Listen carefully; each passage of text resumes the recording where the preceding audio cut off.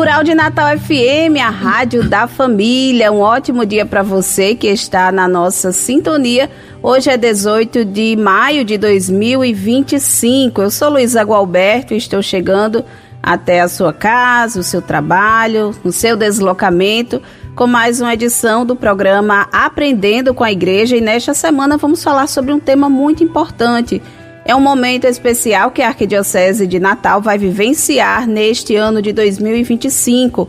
É a convocação do primeiro sínodo arquidiocesano, convocado pelo arcebispo metropolitano Dom João Santos Cardoso. E aí, para a gente entender melhor o que é esse processo, saber como é que vai funcionar e principalmente como você que nos acompanha vai poder participar, a gente recebe aqui o Padre Matias Soares, que é o coordenador do secretariado do Sínodo Arquidiocesano. Um ótimo dia, Padre Matias, bem-vindo mais uma vez aqui ao programa Aprendendo com a Igreja. Bom dia, Luísa, bom dia aos irmãos que nos acompanham. Sempre é muito importante, né, e relevante a gente ter a oportunidade de utilizar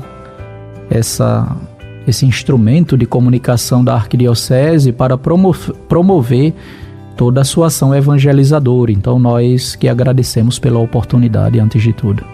Padre Matias, para a gente iniciar essa nossa conversa, eu queria que o senhor falasse um pouquinho para nós sobre o que é um sínodo, de modo geral.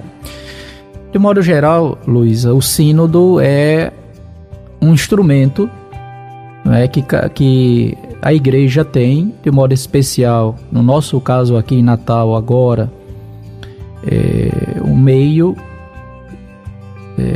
oferecido pela igreja para ajudar, auxiliar o ministério, né, do nosso arcebispo, do processo, né, da condução da ação evangelizadora da nossa arquidiocese, da nossa igreja particular. Então, falar de sínodo é falar numa caminhada conjunta que todos nós, como batizados, somos chamados a fazer ao interno da arquidiocese, ao interno de uma igreja particular, tendo em vista sempre a preocupação com a ação evangelizadora, com o ordenamento, com a organização dos trabalhos, da vida da igreja como um todo. E claro que aquilo que é de todos deve ter a participação de todos no seu desenvolvimento. Então, quando nós falamos do sínodo, nós estamos falando naquilo que deve ser o estilo da igreja para o terceiro milênio, né? O jeito de ser igreja no terceiro milênio, como o Papa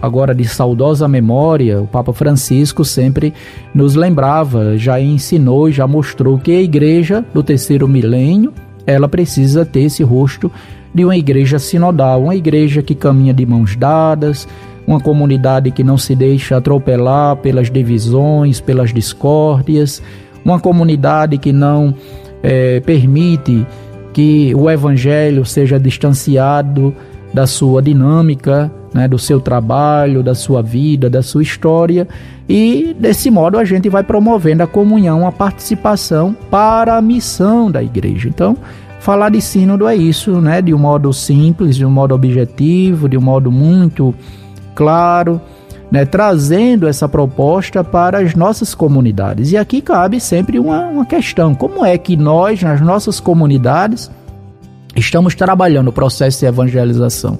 Como é que nós, em nossas comunidades, estamos nos organizando para dar o testemunho do Evangelho? Como é que nós, a nossa igreja particular de Natal, estamos trabalhando de mãos dadas, né, unidos, né, de fato, como uma comunidade de irmãos, para promover a ação evangelizadora? Então, o sínodo é isso, né, de um modo muito claro, né, tendo clareza, se a gente fazendo as devidas observações, se na nossa paróquia a gente está sendo um instrumento de comunhão, se a gente está gerando, não é, participação na nossa comunidade, se a gente é corresponsável pelo bem da nossa igreja, pelo bem da nossa paróquia, não é? Se nós estamos dando um testemunho para o mundo de que a divisão dentro das nossas igrejas não está tendo mais força do que o espírito, não é, de unidade. Então é isso, né? Sínodo é isso. Então é isso que nós, como igreja, como Arquidiocese de Natal, iluminados, inspirados pelos ensinamentos, né, do Papa Francisco, que por sua vez trouxe, né, de um modo mais claro, mais preciso para a vida do povo, as grandes preocupações do Concílio Vaticano II, né? Agora o nosso Papa Leão XIV, que na sua segunda fala, no seu segundo momento, falando aos cardeais, ele mostrou que o nosso referencial deve ser aquilo que o Concílio ensinou. Ele mostrou que alguns princípios apresentados pelo Papa Francisco na alegria do Evangelho é aquilo que ele vai assumir no seu ministério petrino, ou seja, não é, o paradigma da missão, a preocupação com os que mais sofrem, não é? Tudo isso a gente tem a missão, a responsabilidade de assumir dentro da nossa diocese. Então, sínodo, meus irmãos, é essa caminhada conjunta da igreja, é essa necessidade que todos nós precisamos assumir, não é, o nosso papel como cristãos, como filhos da igreja, para promover o bem dessa mesma igreja em função do processo de evangelização. Padre Matias, e diante disso que o senhor falou, desse processo de caminhar juntos, por que a Arquidiocese de Natal vai vivenciar um sínodo? Inclusive é o primeiro sínodo arquidiocesano. Muito bem, Luísa. Dom João, não é, ele é muito antenado, assim, muito atento e tem muita clareza daquilo que a igreja ensina, não é? E é interessante, ele, claro, absolveu, trouxe, não é, essa proposta, aquilo que a igreja está vivendo nesse momento. Lembremos-nos que a igreja viveu com o Papa Francisco e nós vamos continuar esse processo, né? O Papa Leão XIV já deixou isso muito claro para a gente, lembrando dessa temática da sinodalidade. Nós vivemos um sínodo, né, em toda a igreja, um chamado de toda a igreja, uma convocação do Papa Francisco para toda a igreja para viver um sínodo sobre a sinodalidade. E nós, por sinal, temos, saiu recentemente o documento final do sínodo. Esse sínodo aconteceu, seu desenvolvimento, de 2021 a 2024, nós estamos já com o documento final, que o Papa Francisco, na sua palavra final, disse que era um documento, né, do magistério, que nós deveríamos assumir. Nós estamos tendo agora a preocupação de recepcionar esse documento, né, nas nossas comunidades, especialmente na igreja diocesana, na igreja local, na igreja particular. Essa nomenclatura, quando nós dizemos igreja local, igreja particular, nós estamos falando da arquidiocese. Por isso o espírito da diocesaneidade, sobre o qual nós em outras oportunidades tanto falamos para a comunidade. Então Dom João, ele teve essa preocupação, trazer esse ensinamento da igreja, do magistério do Papa Francisco e aplicá-lo, recepcioná-lo em nossa arquidiocese. Com qual preocupação? Com a intenção de atualizar o plano litúrgico, não é? O diretório sacramental, o diretório pastoral e o diretório administrativo da diocese. Então nós temos para esse sínodo um objetivo específico, focal. Não é claro que tudo o que a igreja realiza tem em vista o processo evangelizador, a dinâmica missionária. Mas especificamente esse sínodo, Dom João o convocou com essa finalidade. Ele quer fazer uma ampla escuta do povo de Deus, né, de todos aqueles que estão nas nossas atividades pastorais, daqueles que participam, não tem participação nas pastorais, nos movimentos e serviços da igreja, mas participam das missas dominicais, e ainda mais ele quer ouvir as pessoas que não têm uma relação mais imediata com a igreja, não é? Tendo em vista, não é? Que nós precisamos saber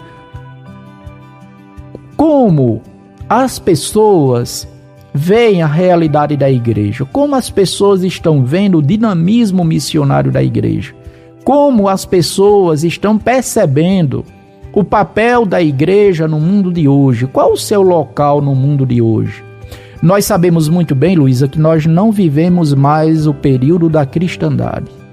Ou seja, um período da história até o final, né, da modernidade, né, em que a igreja ela direcionava muito os valores, né, os paradigmas, inclusive até da ciência. Nós estamos vivendo um outro contexto. A igreja assumiu claramente esse reconhecimento quando, com o Concílio Vaticano II, nos trouxe muitas, digamos assim, reformas internas com o concílio, né, do ponto de vista interno, com seus documentos, seus 16 documentos, mas especificamente com 4 documentos que são bases, né, as balizas do concílio. A Lumen Gentium, a Gaudet Spes, a Sacrosanto Concilio e a Dei Verbo. Então, eu quero chamar a atenção de 2 documentos especificamente sobre a dimensão eclesiológica do concílio, que são esses 2, a Lumen Gentium e a Gaudet Spes. Porque, de certo qual modo, nós vamos vendo que no decorrer do pós-concílio, especialmente na América Latina, a hermenêutica ou a interpretação ou a aplicação, a recepção do concílio, essa recepção vai acontecer basicamente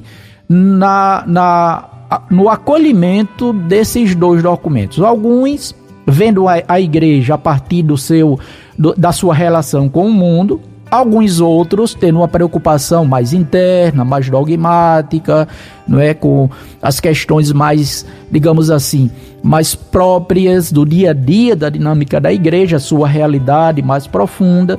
Contudo, se nós seguirmos uma justa hermenêutica, uma boa interpretação de conciliação, de harmonia, a gente vai ver que a igreja ela precisa ter clareza da sua identidade, do que ela é, né? Da sua realidade mais profunda como reflexo do mistério da Trindade, mas a igreja precisa estar atenta aos sinais dos tempos, né? Então, sinais dos tempos, ou seja, em tudo aquilo que a cultura contemporânea ela apresenta como realidade, como construção, como sinais.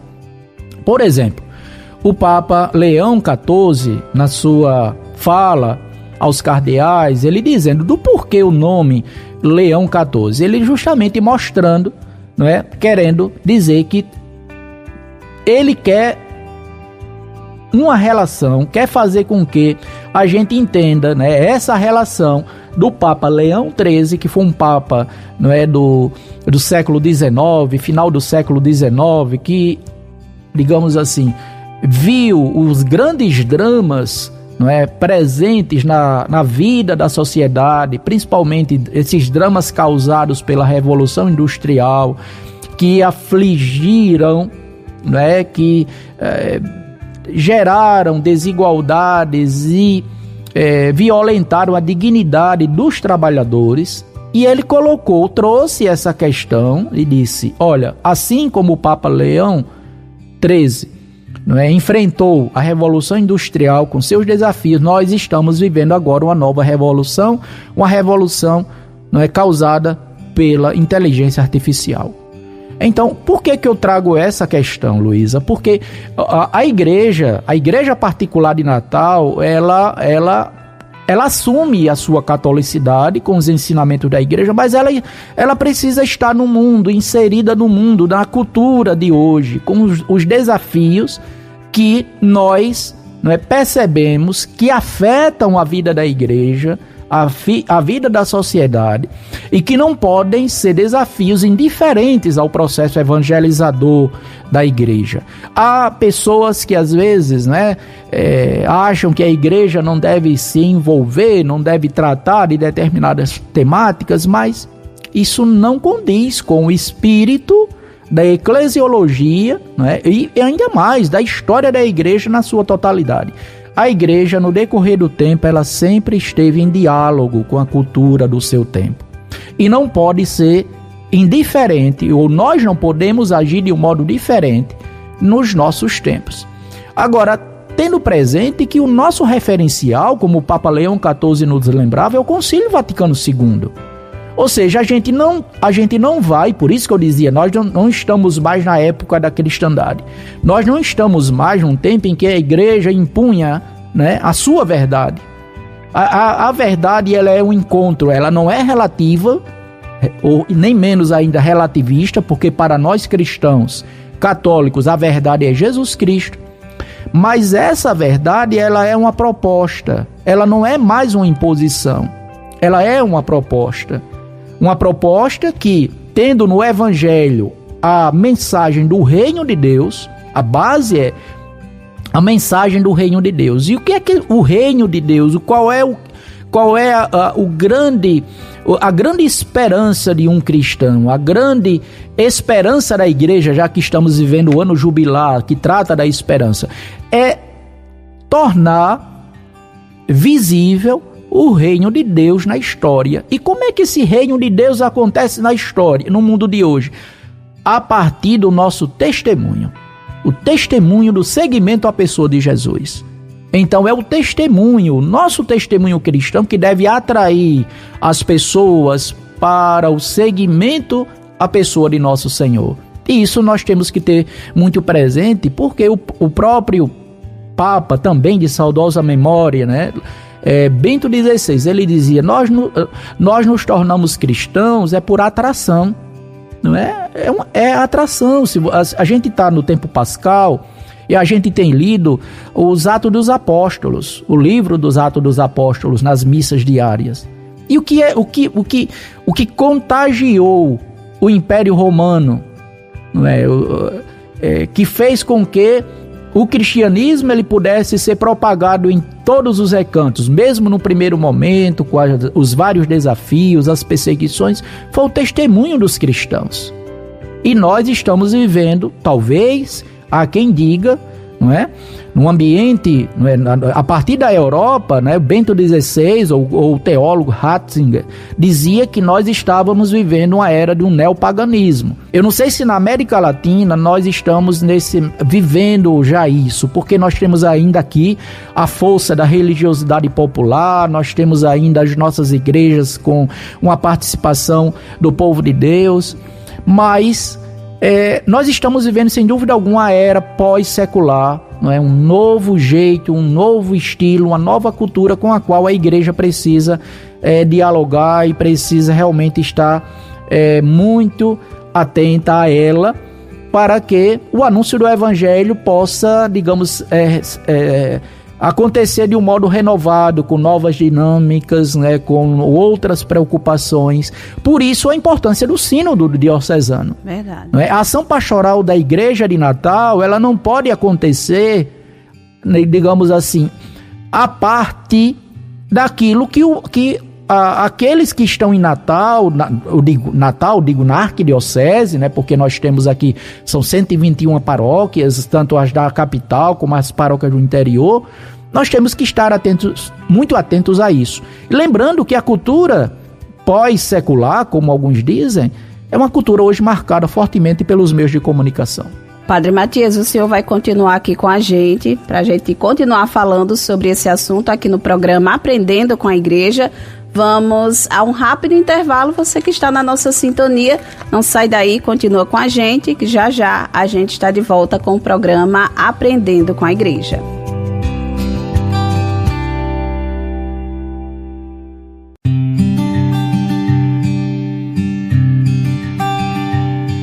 Rural de Natal FM, a rádio da família, de volta com o programa Aprendendo com a Igreja na manhã deste domingo, 18 de maio de 2025. Hoje, no nosso programa, estamos falando sobre o momento em que a Arquidiocese de Natal vai vivenciar, a partir agora do mês de junho, que é o primeiro sínodo arquidiocesano. E para falar conosco sobre este assunto, estamos recebendo o Padre Matias Soares, que é o coordenador do secretariado do Sínodo Arquidiocesano.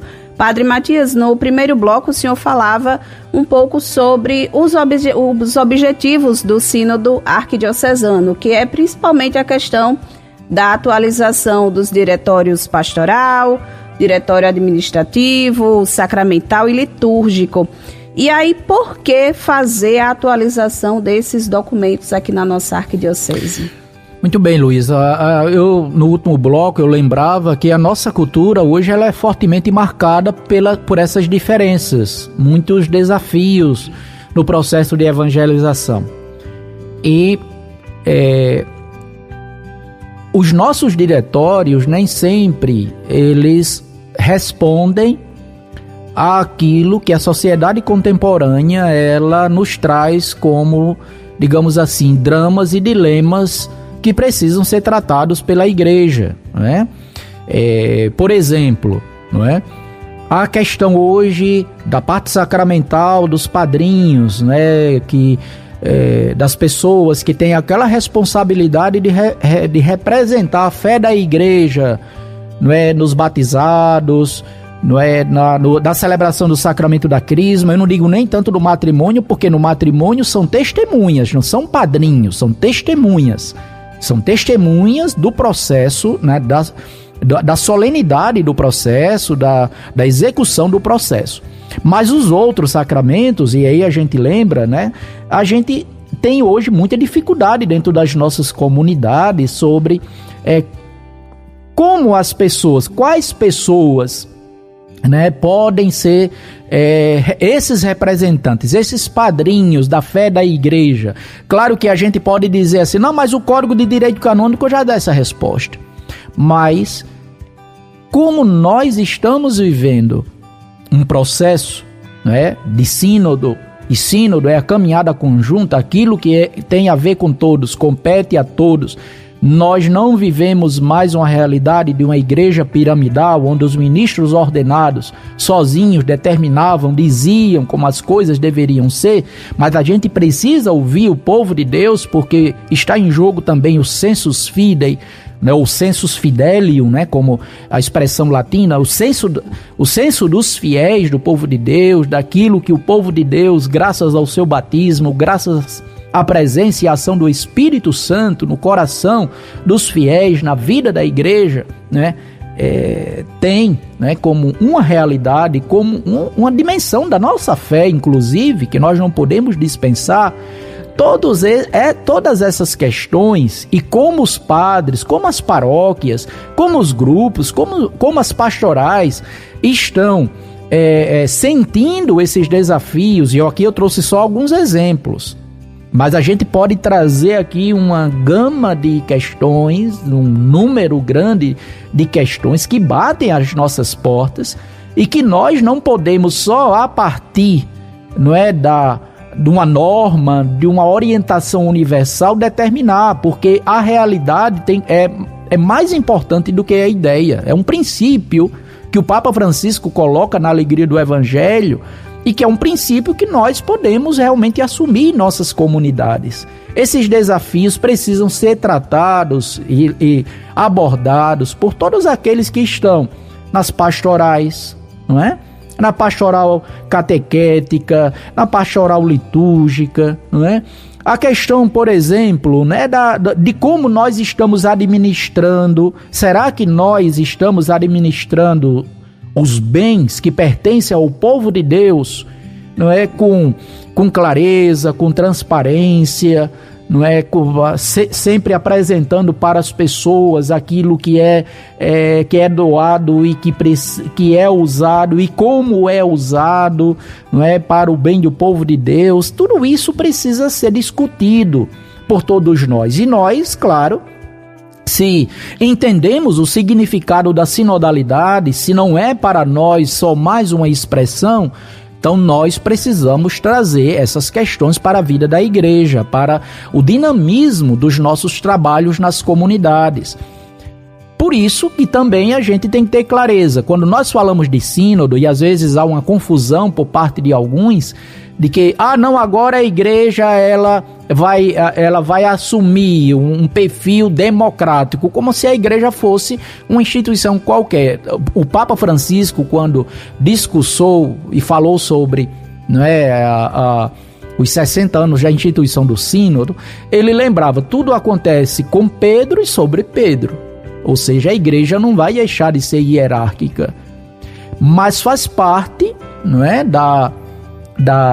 dessa capacidade ou dessa abertura para o discernimento, não é? A abertura para o exercício colegiado, o exercício prudencial do governo da igreja, que aqueles que assumem papéis de lideranças, seja o Papa na igreja na sua totalidade, seja o bispo na diocese, né, da qual ele é o pastor próprio, sejamos nós párocos em nossas comunidades, que nós realmente envolvamos todos os fiéis, todos aqueles que estão ali fazendo parte da comunidade, estão vivendo a sua fé naquela comunidade, que a gente possa envolver, especialmente através dos conselhos, e aqui é muito importante a gente ter presente isso, não é? Quais são, os lugares, né, ou os canais para o exercício da sinodalidade, quando nós pensamos a igreja na sua totalidade, mas pensamos esses mecanismos de exercício da sinodalidade? Os conselhos, seja o conselho missionário, pastoral, paroquial, ou diocesano, seja o próprio conselho pastoral, com representantes dos setores missionários, dos grupos, movimentos e serviços, sejam os conselhos administrativos, que são conselhos, nomes indicados pelos párocos, mas chancelados, confirmados pelo arcebispo, não é? Que tem a responsabilidade de ajudar, de auxiliar, de apoiar, não é? Os párocos, os representantes, aqueles que têm essa missão de gerenciar os bens que pertencem ao povo de Deus, não é? Os bens não pertencem aos párocos, os bens não pertencem aos bispos, os bens pertencem ao povo de Deus. E claro, os conselhos, eles são representações dos fiéis que fazem parte do povo de Deus, que assumem esse serviço, não é? Esse serviço na sua paróquia, na igreja, para que a organização, o gerenciamento, a administração, não é, de tudo isso seja feito do melhor modo possível. Então, a gente caminha na sinodalidade com realmente essa reforma de estruturas, Luísa. Reforma de estruturas. O que é que nós estamos entendendo por sinodalidade? Porque às vezes as pessoas dizem, mas estão falando tanto sobre sinodalidade, e a gente fica às vezes com chavões sobre sinodalidade. Mas sinodalidade é, antes de tudo, um processo de conversão. E não é à toa que o documento final do sínodo, ele coloca, não é, nos seus capítulos, se não me falha a memória, com exceção de um capítulo, que ele coloca em todos eles a ideia de conversão. Porque, de fato, falar de conversão das estruturas é falar de conversão das pessoas.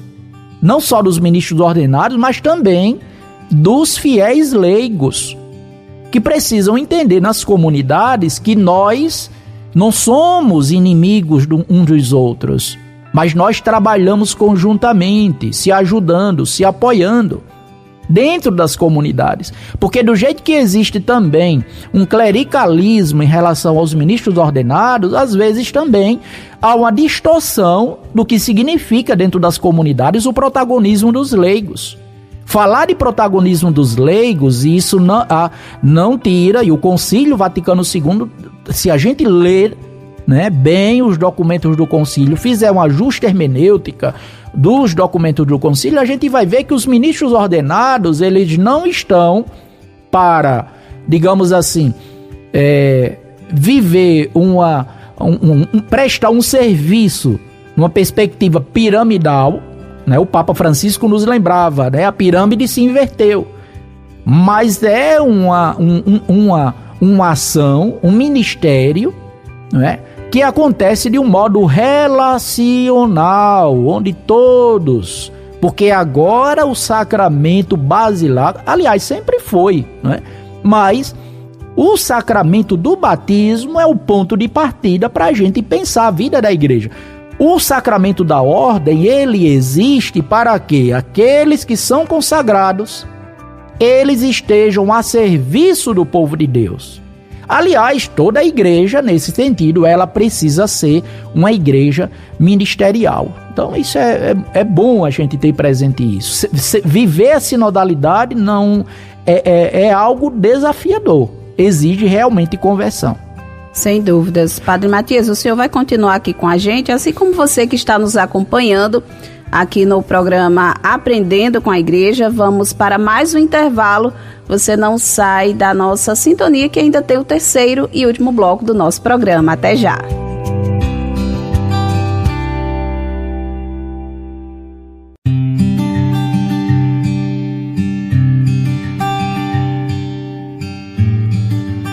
Rural de Natal FM, a rádio da família, de volta com o programa Aprendendo com a Igreja na manhã deste domingo, 18 de maio de 2025.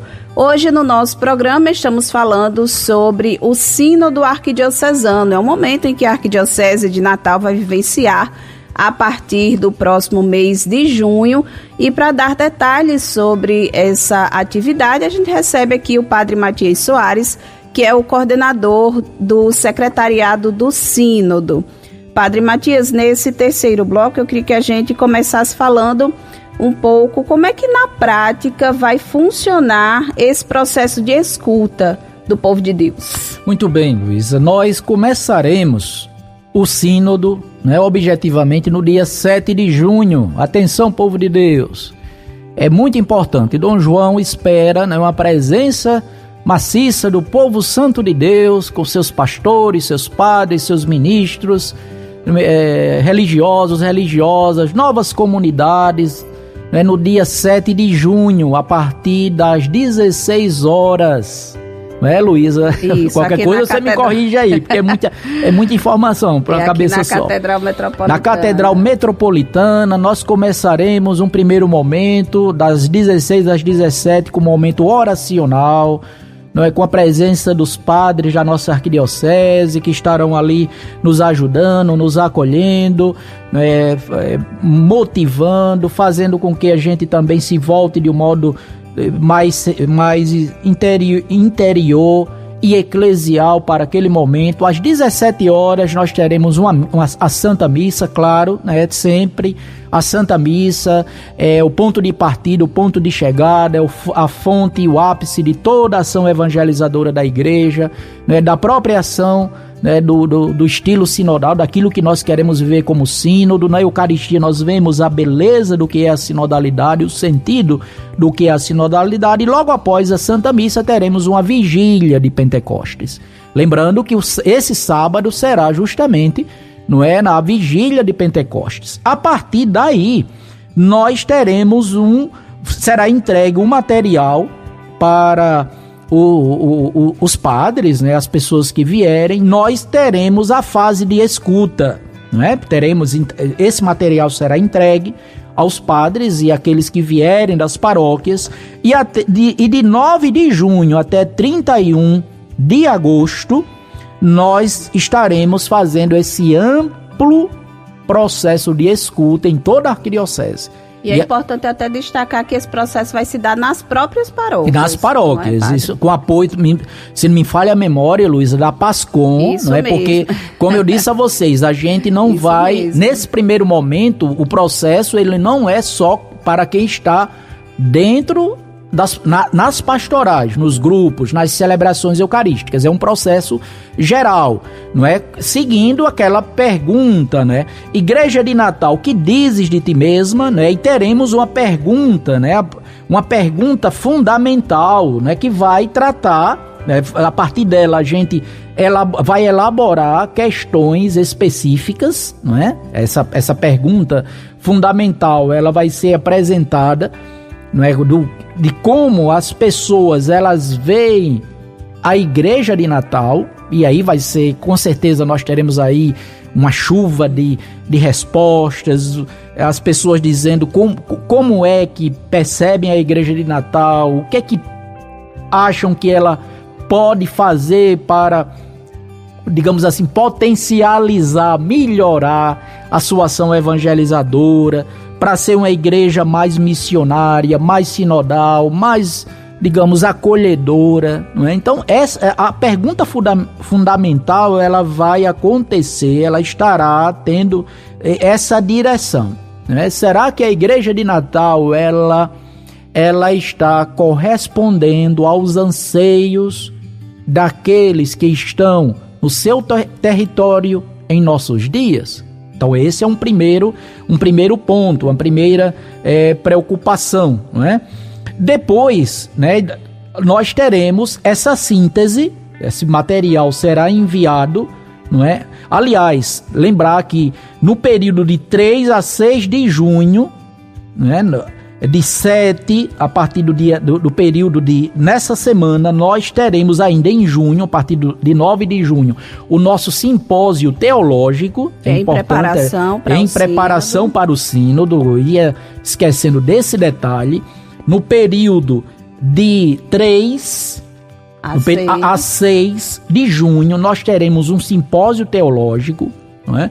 E nesse simpósio teológico a gente vai ter a oportunidade de fazer alguns aprofundamentos sobre a dimensão eclesiológica, sobre o tema da sinodalidade. Teremos aí teólogos, né? Teremos pessoas da nossa própria diocese que estarão conosco fazendo esse aprofundamento. No dia 5 especificamente, na parte da manhã, teremos um momento com o padre Francisco Aquino Júnior. Ele ali vai falar para a gente sobre esse tema da sinodalidade e como ele pode ser recepcionado na igreja diocesana. No horário, na parte da noite, isso terá um momento aberto para todos os fiéis, e essa programação ela vai ser apresentada nas mídias da arquidiocese. É importante que vocês acompanhem essa programação, especialmente pelas mídias da arquidiocese, da sua paróquia.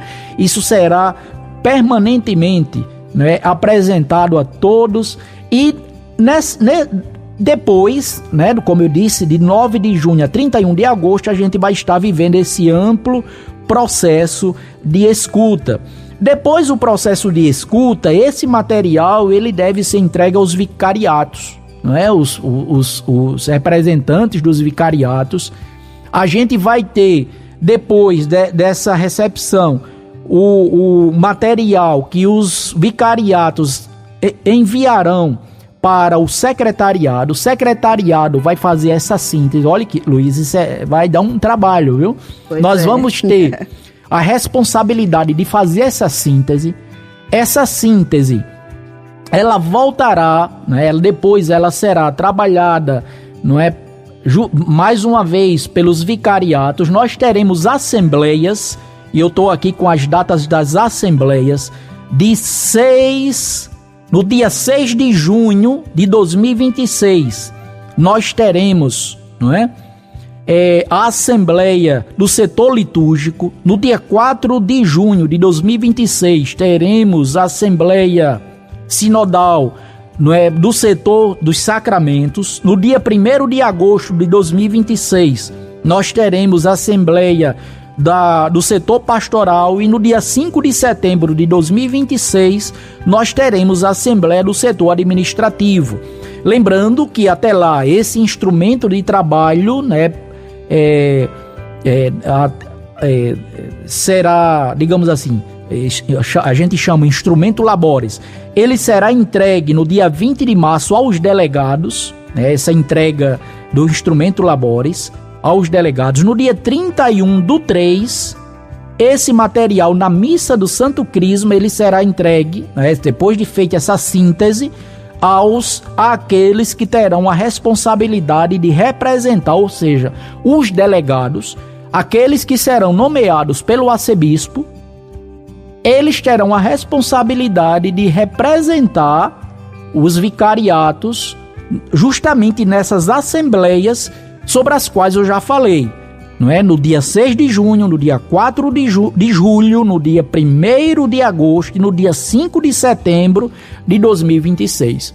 Depois dessas assembleias, aí sim, aí mais uma vez nós faremos a síntese daquilo que vai ser trabalhado, aprofundado em assembleia, e claro, depois é o arcebispo, nosso arcebispo Dom João, que vai fazer o discernimento dessas conclusões para se tornar, digamos assim, algo documental. Passa a ser um documento a ser seguido por todas as instâncias e instituições da arquidiocese. Não só as paróquias, mas os vários setores arquidiocesanos. E tendo em vista, Luísa, sempre o processo evangelizador. é muito importante a gente ter presente isso. Por que que o sínodo ele é realizado? Ele é realizado em função da missão da igreja, né, do anúncio do evangelho. Por isso que o documento final, o documento conclusivo, ele sempre enfatiza esse aspecto.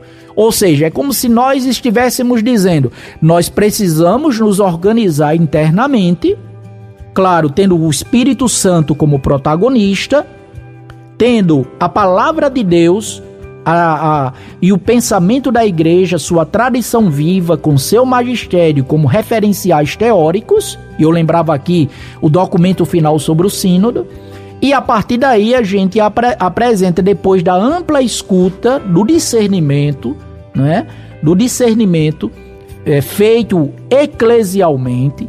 Esse discernimento ele deve envolver todos os membros da igreja, do fiel, de todos os fiéis ao arcebispo, ou vice-versa, do arcebispo aos fiéis, não é? É sempre uma caminhada comum, é sempre uma caminhada colegiada para o bom desenvolvimento, a feliz apresentação, não é, da alegria do evangelho, do anúncio do evangelho para as pessoas no mundo de hoje. Inclusive, até essa semana, a gente publicou um vídeo, já tem uma semana e pouco que a gente está sempre divulgando nas redes sociais da Arquidiocese algumas informações já em preparação para o sínodo, para a abertura no dia 7 de junho.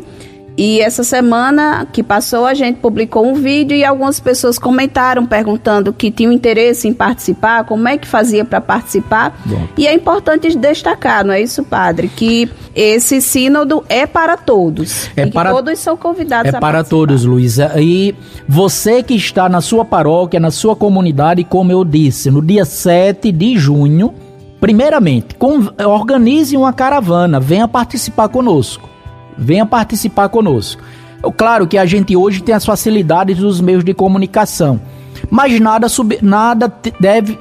tira de nós essa questão do calor humano, da presença, da comunhão, do testemunho, né? Afinal de contas, isso também é sínodo. Sim. Participar também é sínodo.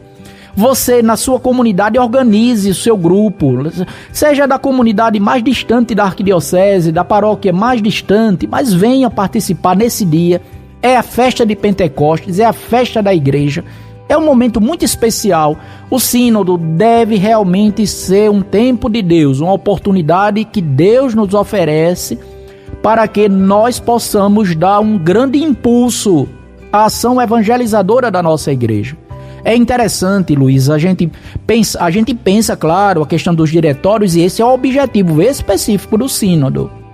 Mas vejam, depois desse processo de escuta, quantas questões, sem dúvida alguma, não serão abordadas pelos participantes do sínodo, por pessoas que não vivem na vida da igreja. Porque a ideia do sínodo, e essa é a preocupação de Dom João, a gente vai querer ouvir pessoas que estão nas periferias geográficas existenciais, moradores de rua, pessoas que estão vivendo realmente em situações de abandono, pessoas que estão nos ambientes da academia, da cultura, pessoas que estão no exercício do poder político, no serviço, né, da prestação de serviço à sociedade. Todas as instituições, o nosso desejo, o nosso anseio é que essas instituições todas sejam ouvidas, porque todas elas têm algo sobre a igreja que pensa, que diz, que acha que poderia melhorar. Basta a gente pensar a repercussão que teve, por exemplo, o conclave. O conclave, porque eu lembro o exemplo do conclave, porque a gente respirou o conclave, a humanidade respirou o conclave, especialmente no Ocidente. Ou seja, a igreja, o que ela faz, o que ela diz, ainda tem um peso para a vida social, não só para as pessoas que estão vivendo o seu dinamismo interno, mas as pessoas que estão direto ou indiretamente sabendo, ouvindo, estudando em instituições religiosas, que estão na universidade, que pensam a realidade, a vida social como um todo. Então o sínodo, ele precisa ter essa preocupação, essa abertura para os grandes temas, não é, da sociedade como um todo. Eu quero lembrar aqui, Luísa, por exemplo, nós tivemos recentemente a nomeação de Dom João, né, da comissão. A comissão ela já funcionava, mas Dom João achou por bem ordenar com regimento, fazer algo mais elaborado, né, mais orgânico.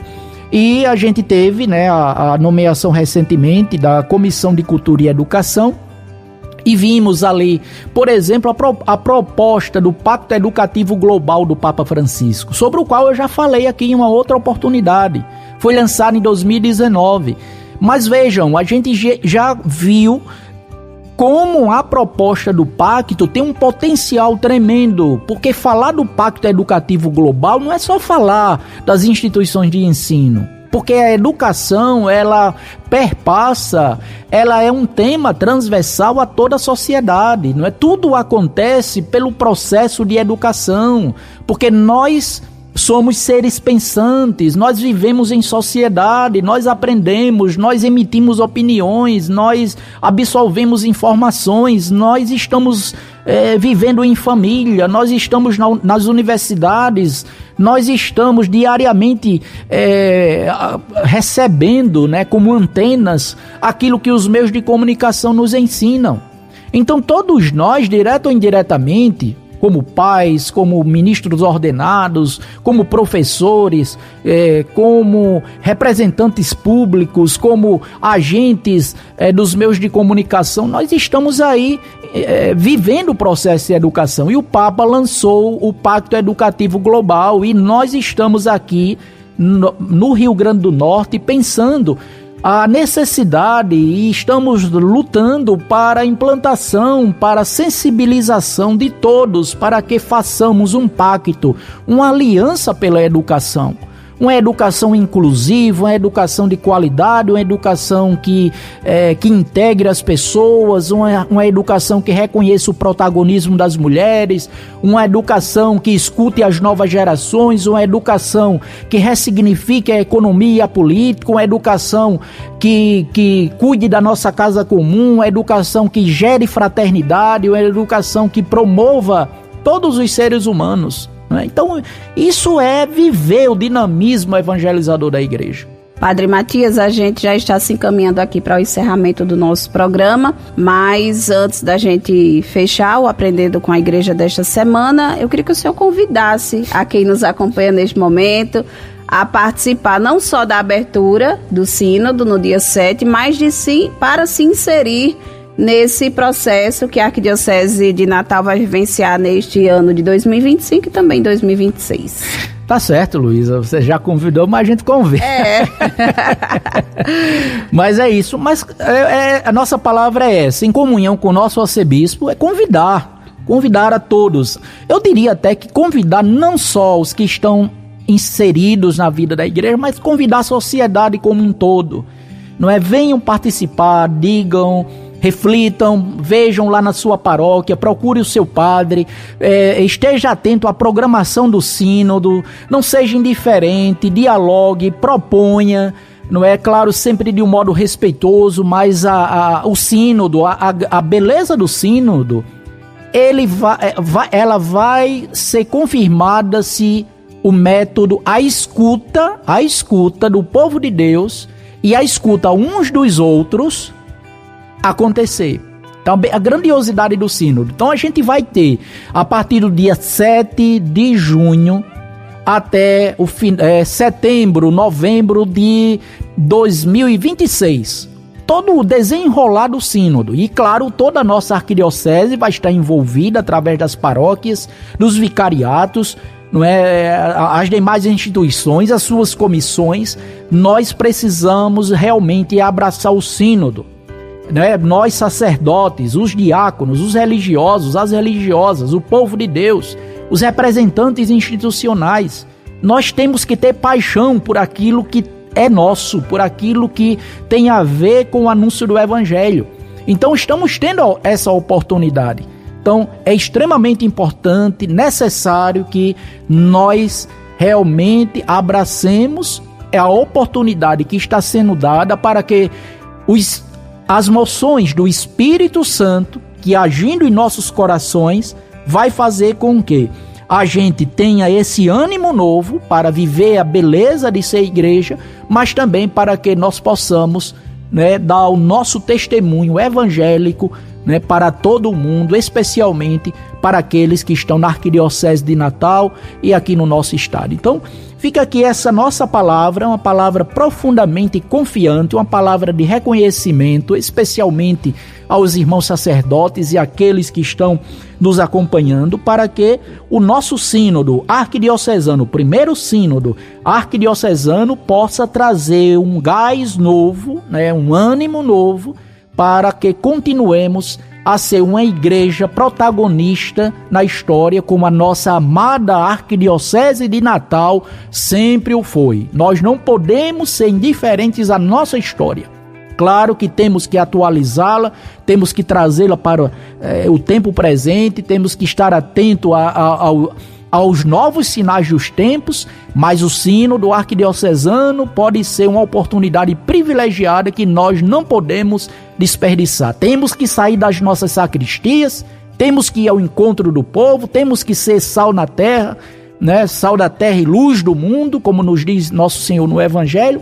E é isso, Luísa, que eu quero deixar aqui, né, como coordenador do secretariado do sínodo, né, para que juntos possamos dar esse apoio muito especial ao nosso arcebispo Dom João, para que o anúncio do Evangelho e o dinamismo missionário da Igreja de Natal seja confirmado. Padre Matias, a gente agradece pela sua participação aqui no programa Aprendendo com a Igreja, sempre esclarecendo aí com a gente vários temas, né?